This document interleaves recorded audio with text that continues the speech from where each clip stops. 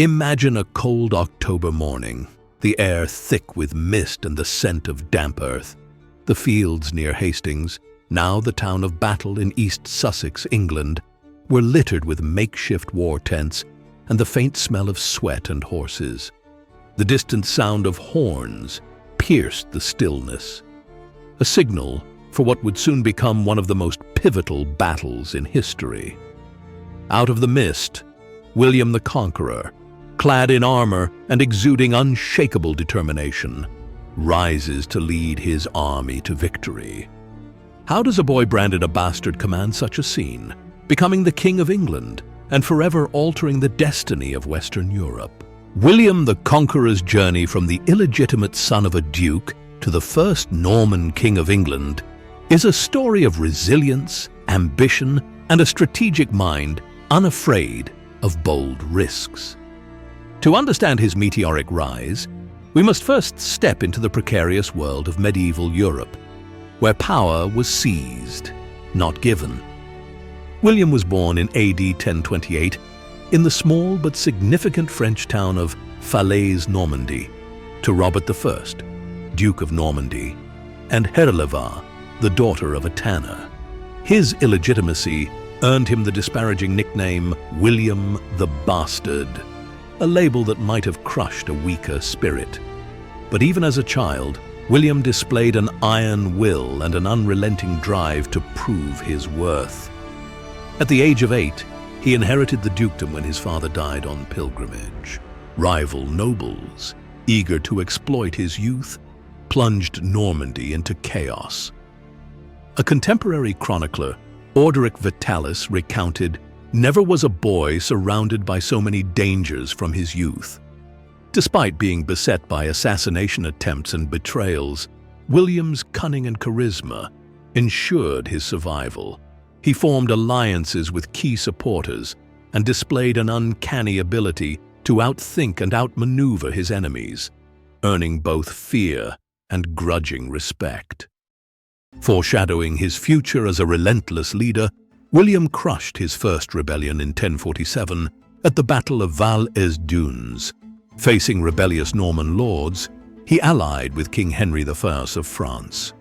One witness described the battlefield as a cacophony of clashing steel, the cries of the wounded rising like a dark symphony. The victory, hard-fought and bloody, solidified William's grip on Normandy. It also shaped his reputation as a leader who valued loyalty above all else and met betrayal with ruthless decisiveness. His ambition burned brightly, tempered by a pragmatism that made him a formidable strategist. "His sword was never idle," remarked William of Poitiers, a contemporary chronicler. In 1051, William married Matilda of Flanders, a union as much about strategy as it was about love. Legend claims that Matilda initially rejected his proposal, leading William to confront her personally. Whether fact or folklore, the story underscores his tenacity and understanding of power dynamics. Their marriage proved to be a stabilizing force, with Matilda often acting as regent during his campaigns. Together, they built a dynasty that balanced ambition with careful stewardship. William's claim to the English throne combined personal ambition, political calculation, and Norman entitlement. Edward the Confessor, who had spent time in exile in Normandy, reportedly promised the throne to William as a gesture of gratitude and alliance.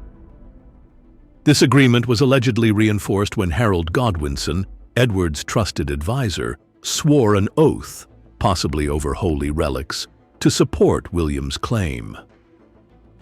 When Edward died in January 1066 without an heir, the English crown became a prize for the bold. Harold, backed by the Witan, was crowned king, disregarding previous agreements.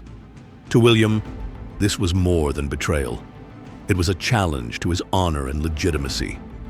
His meticulous preparation for war reflected his methodical nature. He secured papal support, framing his campaign as a holy endeavor, and assembled a powerful army of knights, archers and infantry. For William, this was not just about a crown, but about vindication, power, and cementing his legacy. On October 14th, 1066, the Battle of Hastings erupted in a storm of sound and fury.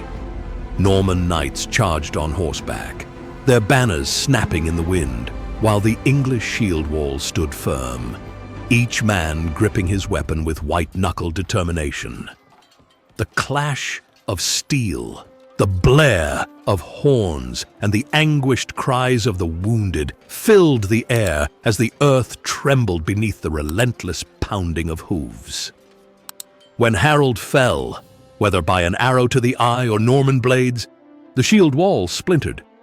By nightfall, the battlefield was a grim tableau of shattered shields, trampled bodies, and tattered banners. William's victory was complete, but the cost was written in blood. By Christmas 1066, William was crowned King of England at Westminster Abbey. Yet conquest was only the beginning. Imagine stepping into a land where every corner whispered rebellion. His reign brought sweeping changes, the most tangible being the Domesday Book, commissioned in 1086. This vast survey documented every village, manor, and resource in England, enabling efficient taxation and governance.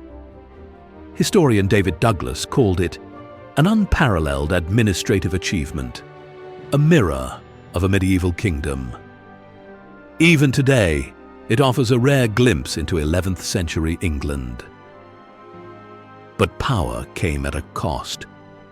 In 1069–70, facing revolts in the north, William unleashed the harrying of the north. Entire villages were burned, crops destroyed, and thousands left to starve. A monk from Worcester lamented, "The innocent perished with the guilty, and the land became barren." Smoke from torched settlements darkened the skies, while the skeletal remains of homes stood as grim monuments to William's wrath. Survivors scavenged for scraps or succumbed to starvation, their hollowed faces haunting the barren landscapes. To some, it was a necessary consolidation of power. To others, a chilling reminder of the human cost of ambition. William's final years were spent defending his territories in France. In 1087, around the age of 60, he suffered fatal injuries after falling from his horse during a campaign. His death was as chaotic as his rise. According to accounts, his bloated body burst during burial, forcing mourners to flee. A grim end for a man whose life had reshaped nations. William's story is one of contrasts, resilience and ruthlessness, vision and devastation. His rise from an illegitimate boy to a king underscores the power of determination and adaptability. But his reign also challenges us to consider the costs of ambition. Can greatness ever justify the human toll it exacts? What do you think? Was William a visionary leader or a ruthless conqueror? Can the ends ever justify the means? Leave your thoughts in the comments. We'd love to hear your perspective. If you enjoyed exploring the life of William the Conqueror, make sure to like this video, subscribe to War and Wisdom in History, and hit the notification bell to stay updated on more captivating stories from the past. Stay curious, seek wisdom, and we'll see you in the next chapter of history.